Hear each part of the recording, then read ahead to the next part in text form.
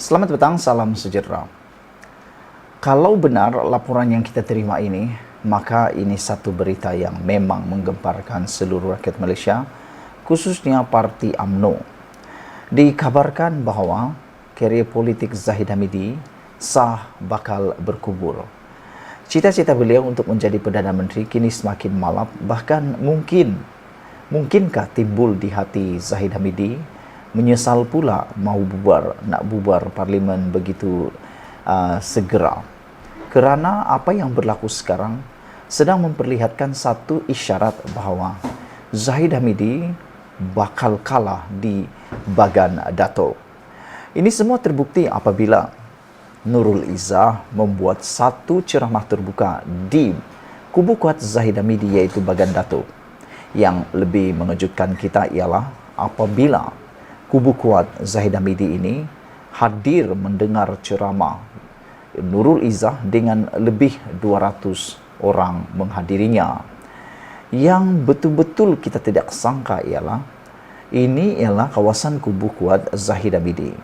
Namun, jika jumlah kehadiran orang ramai pada suatu majlis menunjukkan populariti sesebuah parti, maka UMNO mempunyai alasan untuk difikirkan. Pada ceramah anjuran PKR dan Pakatan Harapan di Arena Bagan Pasir Bagan Datuk pada hari kedua kempen pilihan raya malam tadi, lebih 200 orang yang hadir.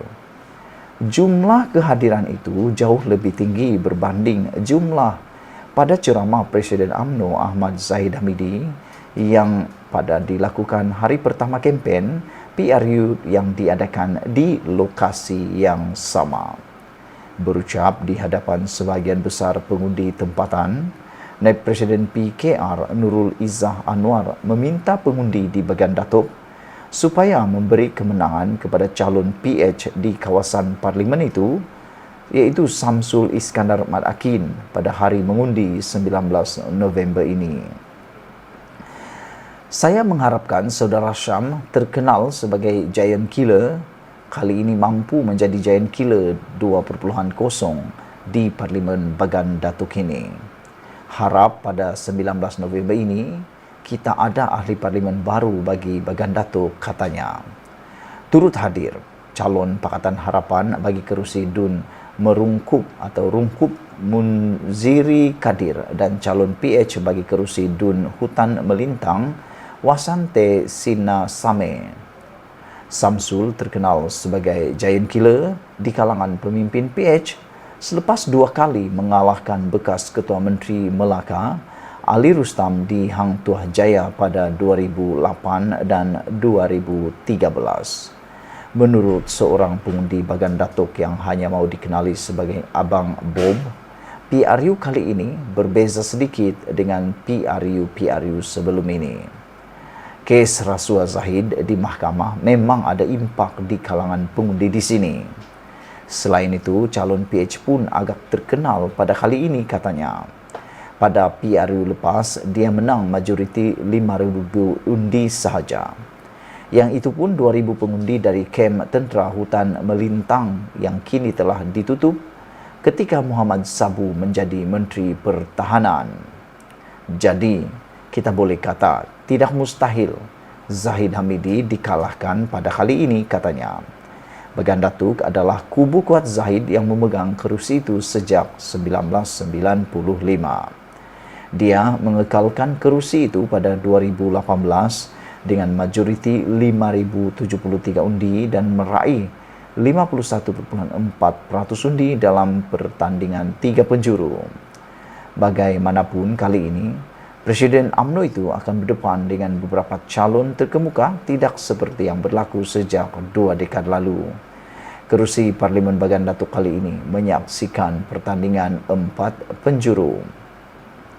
Selain Zahid dan Samsul Iskandar, Perikatan Nasional PN meletakkan Dr. Nik Muhammad Faiz Naaman yang juga adalah ahli Majlis Pimpinan Tertinggi MPT Bersatu. Seorang lagi pencabar ialah pengasas bersama Gerak Independen GI Taufik Ismail yang merupakan anak sulung timbalan Perdana Menteri Kedua Negara Allahyarham Dr. Ismail Abdul Rahman.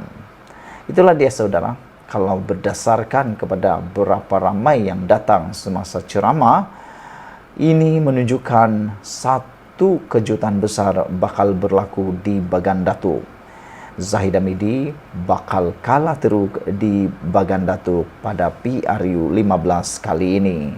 Saudara-saudara sekalian, sila tinggalkan komen Anda, tekan butang subscribe untuk mendapatkan terus ulasan-ulasan terkini, berita-berita terkini, kabar-kabar terkini tentang politik Malaysia dalam channel ini. Ini ulasan yang benar-benar tak mahu didengar oleh sesiapapun.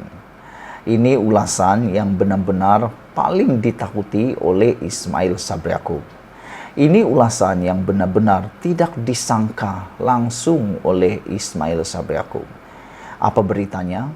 Apabila salah seorang ahli parlimen yang berasal daripada UMNO yang baru saja menyertai satu parti baru, yaitu Shahidan Kassim, beliau mengatakan dengan begitu berterus terang dan beraninya, beliau menyatakan silap-silap Ismail Sabri kena kencing, kata Shahidan.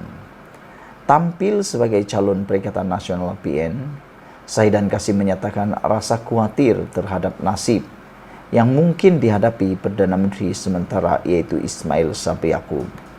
Menurutnya, BN yang diterajui Ahmad Zahid Hamidi kini tidak lagi mencanangkan nama Ismail Sabri sebagai calon Perdana Menteri sekiranya mereka menang dalam pilihan raya umum kali ini. Ya, saya pun tak faham. Sepatutnya calon bekal Perdana Menteri BN adalah Ismail Sabri, tapi mereka nampaknya macam diam-diam saja. Saya rasa Ismail Sabri kena berhati-hati di jalan raya. Silap-silap kena kencing, tipu di tengah jalan, katanya. Puak ini kalau dia boleh hianati parti, dia juga boleh kencing calon Perdana Menteri. Tengok diam saja. Sepatutnya momok-momokkan calon Perdana Menteri poster boy, tapi dia diam saja. Sedangkan parti-parti lain dah ketengahkan calon bakal Perdana Menteri. PN tampilkan Muhyiddin Yassin, PH pula Anwar Ibrahim, yang depa Barisan Nasional apa pun tak ada. Kata Shahidan Kassim lagi, kasihan dengan Ismail Sabri. Katanya ketika ditemui dalam program Jalan Kaki Bersama Rakyat, sebenar kempennya di Arau hari ini. Bekas Menteri Wilayah Persekutuan itu berkata demikian ketika ditanya sejauh mana dia melihat BN mengangkat Ismail Sabri sebagai calon Perdana Menteri.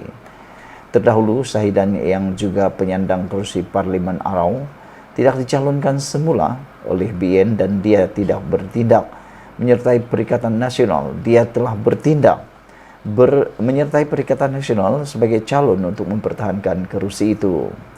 Sementara itu, Shahidan berkata, walaupun usaha penyatuan ummah antara UMNO Bersatu dan PAS tidak berjaya, dia nekat akan memulakan usaha itu di Arau. Insya Allah kita akan mulakan gerakan penyatuan ummah di Arau. Orang UMNO, PAS dan Bersatu insya Allah akan menyokong saya, kata beliau lagi. Kemudian ini, kedudukan ini akan menampakkan bahwa jumlah undi yang kita dapat nanti akan membuktikan rakyat mahukan perpaduan ummah, katanya.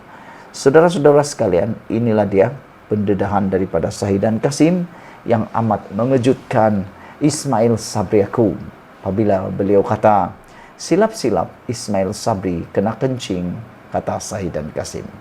Sekian dulu untuk kali ini. Jangan lupa tinggalkan komen Anda, tekan butang subscribe. Malaysia kita punya, kita jaga sama-sama cinta di Malaysiaku. Bye-bye.